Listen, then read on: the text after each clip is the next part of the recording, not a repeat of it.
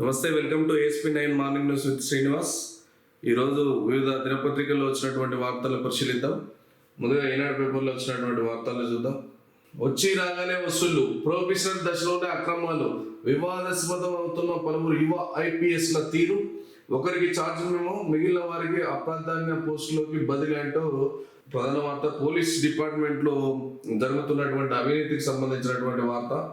వచ్చే IPS నుంచి direct ఉద్యోగాలకు ప్రొబిషనల్ పీరియడ్లోనే ఉన్నారు. వారు ఇంకా పోస్టింగ్ రాలేదు. ప్రొబిషనల్ పీరియడ్లో ఉన్న దశలోనే పైసలకు వసూళ్లకు పాల్పడుతున్నట్టుగా ఇక్కడ వార్త కనబడుతుంది. ఇక్కడ ఉన్నదాన్ని బట్టి చూస్తే లేడీస్ కూడా ఉన్నట్టు దీంట్లో. ఓటుకు నోటు కేసు భోపాల్కు బదిలీ చేసేందుకు సుప్రీం నిరాకరణ. పిటిషన్లు అనుమానాలు తప్పితే ఆధారాలు లేవన్న సర్వోన్నత న్యాయస్థానం. సుప్రీం మాజీ న్యాయమూర్తి పర్యవేక్షణకు నిరాకరణ. ప్రాసిక్యూషన్లో జోక్యం చేసుకోవద్దని సీఎంకు నిర్దేశం. కేసు వివరాలను ముఖ్యమంత్రికి నివేదించొద్దని ACBకి DG ఆదేశం అంటూ ఇంకో వార్త కనబడుతుంది. ఇది ఓటుకున్నటువంటి కేసు, రేవంత్ రెడ్డికి సంబంధించినటువంటి కేసు ఇది. దీని మీద రేవంత్ రెడ్డికి కోర్టు కొద్దిగా మెట్టుకాయలు వేసినట్టుగా కనబడుతుంది. ఇందులో ఎటువంటి జోక్యం చేసుకోవద్దంటూ సీఎంకి సుప్రీంకోర్టు ఇచ్చినటువంటి ఆదేశం కనబడుతుంది. అందులో హైడ్రాకు సర్వాధికారాలు, చట్టబద్ధత కల్పించాలని మంత్రివర్గ తీర్మానం. డిప్యుటేషన్ పై 169 మంది అధికారులు, 940 మంది పొరుగు సిబ్బంది. ORR లోపల చెరువులు కుంటారు దీని పరిధిలోకి. RRR దక్షిణ భాగం అలైన్మెంట్ ఖరారు కమిటీ అంటూ ఇక్కడ వార్త కనబడుతుంది.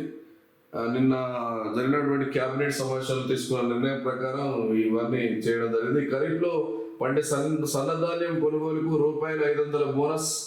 SLBC సోరంగం పనుల పూర్తికి ₹4,637 కోట్ల మంజూరు అంటూ రాష్ట్ర కేబినెట్ కీలక నిర్ణయాలు తీసుకుంది. ఇందులో 2 ఎగవేసింది.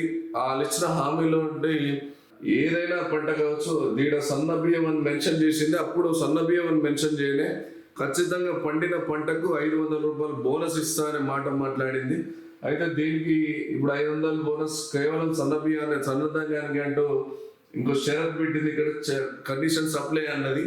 దీనివల్ల దాదాపు ఓన్లీ 5% to 10% మాత్రమే సన్నబియ్యం పండిస్తారు. అది అమ్ముకుంటారు. తిండి ఆ సన్నబియ్యం పెట్టిన వాళ్ళు తినడానికో, లేకపోతే వాళ్ళ బంధువులకో, లేకపోతే ఆ ఊర్లోనే సరిపోతాయి అవి సన్నబియ్యం పండించినవి తినడానికి, లేకపోతే అక్కడ నార్మల్గా. అయితే ఈ 500 బోనస్ దానికే పెట్టేవరకే ఎట్లా అమ్మారు వాళ్ళు?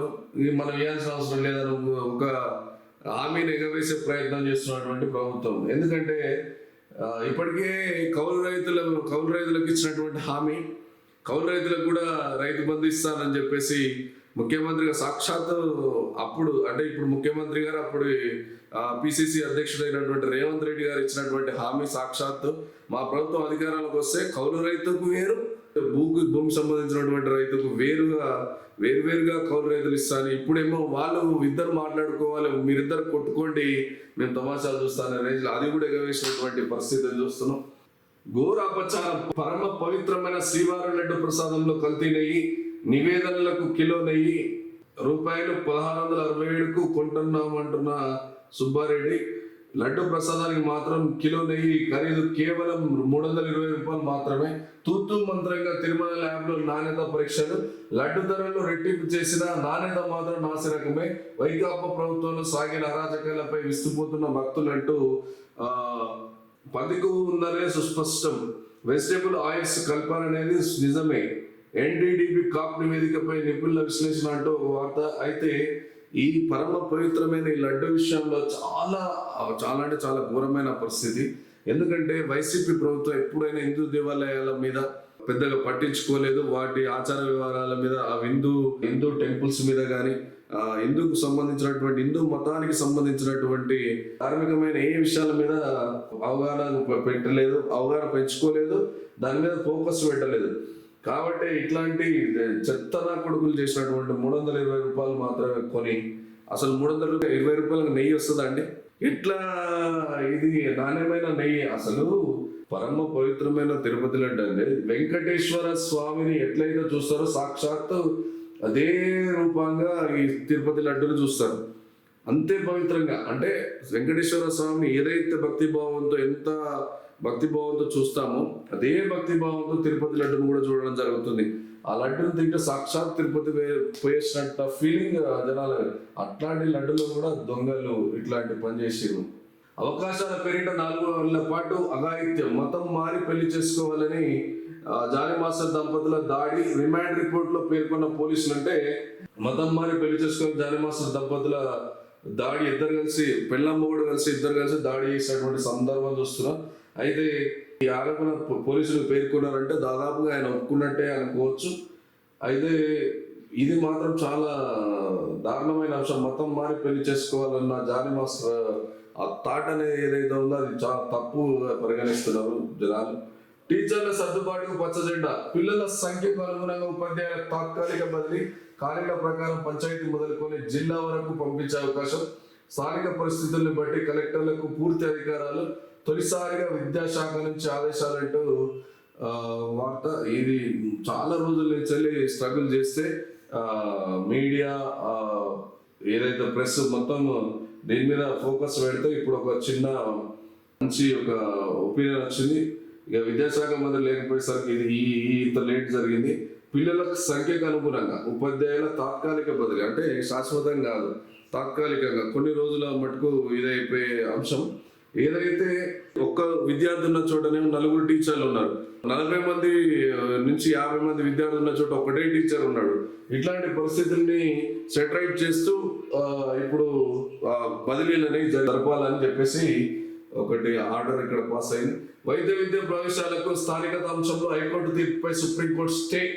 జీవో 33ని సవాల్ చేసి హైకోర్టును ఆశ్రయించిన 135 మంది కౌన్సిలింగ్ లో పాల్గొనేందుకు అనుమతి. తదుపరి విచారణ 3 వారాలకు వాయిదా అంటూ ఒక వార్త ఇక్కడ చూస్తున్నాం. కొలువు దక్కేలా కొత్త సిలబస్, పరిశ్రమల డిమాండ్కు అనుగుణంగా మార్పు చేర్పులు, బీటెక్ లో వచ్చే విద్యా సంవత్సరం నుంచి అమలుకు JNTH కసరత్ అంటూ ఒక వార్త ఇక్కడ కనబడుతుంది. ఏదైతే కొలువులకు సరిపోయి ఆ నాలెడ్జ్ని దానికి సంబంధించిన సిలబస్ కూడా ఇక్కడ పెట్టే అవకాశం ఉన్నట్టుగా JNTU చెప్తుంది. సింగరేణి కార్మికులకు ₹796 కోట్ల దసరా బోనస్ అంటూ ఒక వార్త ఇక్కడ ప్రధానంగా కనబడుతుంది. సాయుధ పోరాట స్ఫూర్తితో ఉద్యమాలు, కులంనేని సాంబశివరావు అంటూ ఒక వార్త. చెరువులు లేకున్నా చేపపిల్లలు ఇస్తారట. 7 జిల్లాల గుత్తేదారుల టెండర్లు, అధికారుల తనిఖీలో గుట్టరట్టు, అవి రద్దు. మరోసారి టెండర్లు పిలిచిన మత్స్యశాఖ. మరి ఒకవేళ అవి తెలియకపోతే, ఒకవేళ దాని గురించి ఎవరు పట్టించుకోకపోతే ఆ 7 జిల్లాల గుత్తేదారులను పిలిచేటోళ్ళే, టెండర్లు ఇచ్చేటోళ్ళే, వాళ్ళ కమిషన్లు వాళ్ళు పట్టుకునేటోళ్ళే. రిటైర్ అయ్యాం, డబ్బులు వచ్చేది ఎప్పుడో. 1000 మంది విశ్రాంత ఉపాధ్యాయుల ఉద్యోగుల సతమతో 6 నెలలు ఎదురు చూపులు. అంటే వాళ్ళకు వచ్చే పెన్షన్ డబ్బుల కోసం ఎన్నో టీచర్స్ అంటే ఎన్నో ప్లాన్ చేసుకుంటారు, వాళ్ళ కెరియర్ని ఆర్డర్ ప్రకారం ప్లాన్ చేసుకుంటారు. అలాంటి వాళ్ళు 6 నెలలుగా ఎదురు చూస్తున్నటువంటి పరిస్థితి కనబడుతుంది.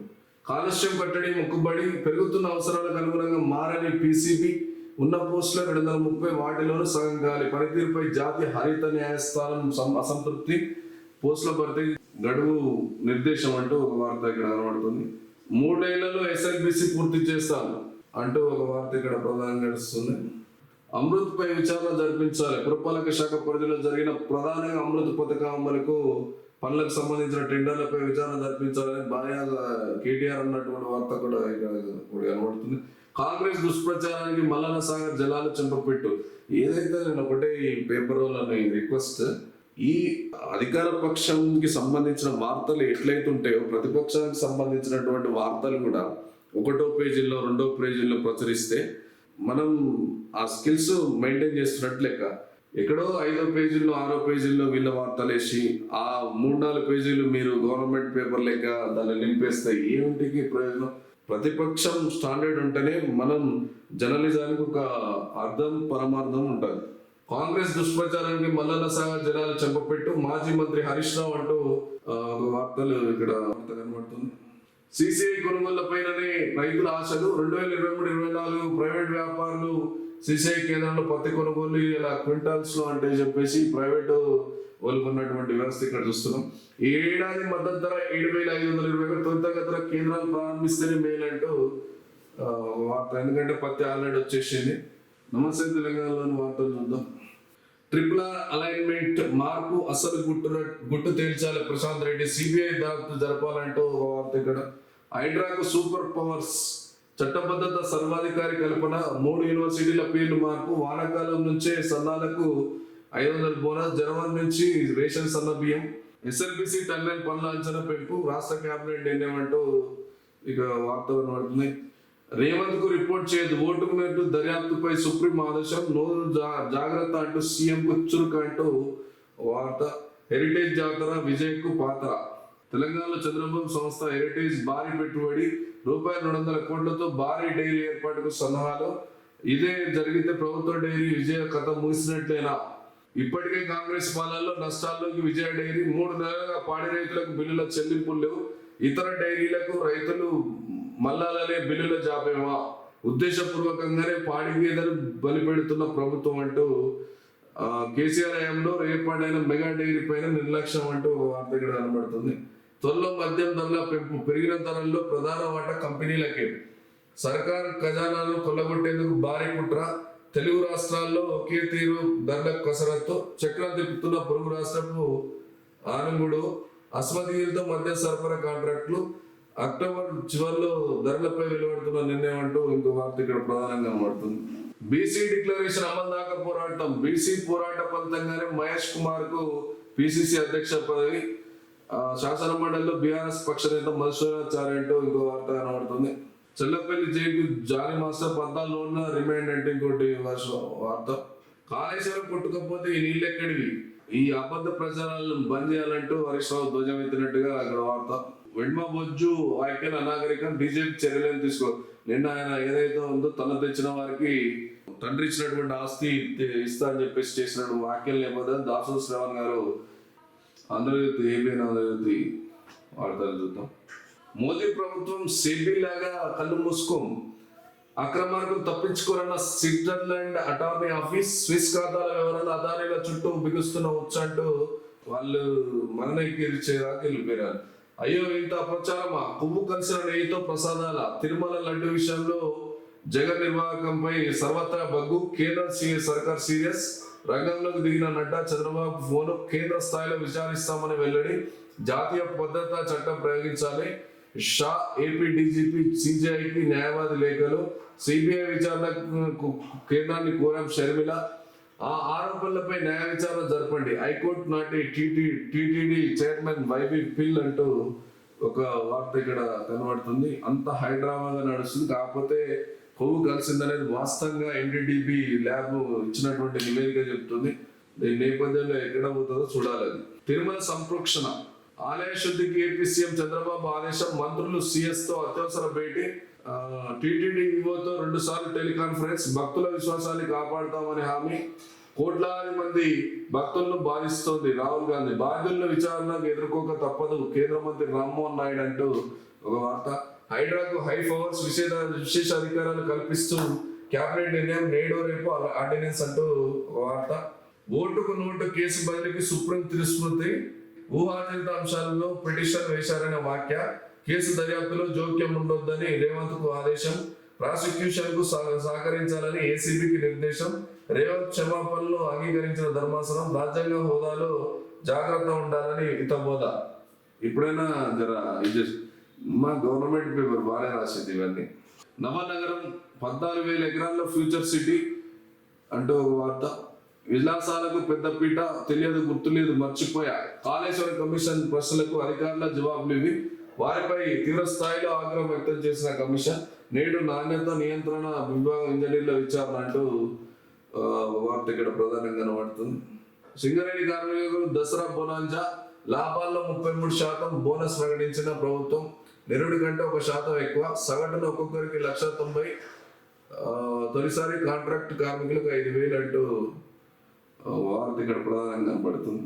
28 నుంచి కైలాస మానస సరోవర యాత్ర. కరోనా తర్వాత ఇదే మొదటిసారి అంటూ ఇంకో వార్త ఇక్కడ కనబడుతుంది. కాంగ్రెస్ ను నడిపించేది అర్బన్ నక్సల్స్. విద్వేష దయ్యం ఆ పార్టీలో ప్రవేశించింది. అబద్ధం, ద్రోహం కాంగ్రెస్ లక్షణాలు. తెలంగాణ సమాజానికి ఆ పార్టీ ద్రోహం అంటూ నిప్పులు చెరిగిన ప్రధాని నరేంద్ర మోడీ అంటూ వార్త. లాలు ప్రాసిక్యూషన్ కు రాష్ట్రపతి అనుమతి. భూములకు ఉద్యోగాల కేసుపై ముందుకు సాగనున్న సిబిఐ అంటూ ఒక వార్త. లాలు ప్రసాద్ గారి గురించి చాలా రోజుల తర్వాత చూస్తున్నాం పెద్ద మనిషిని. ఈరోజు శ్రీలంక అధ్యక్ష ఎన్నిక ఈరోజు జరుగుతుందంటూ ఒక వార్త ఇక్కడ ప్రధానంగా కనబడుతుంది.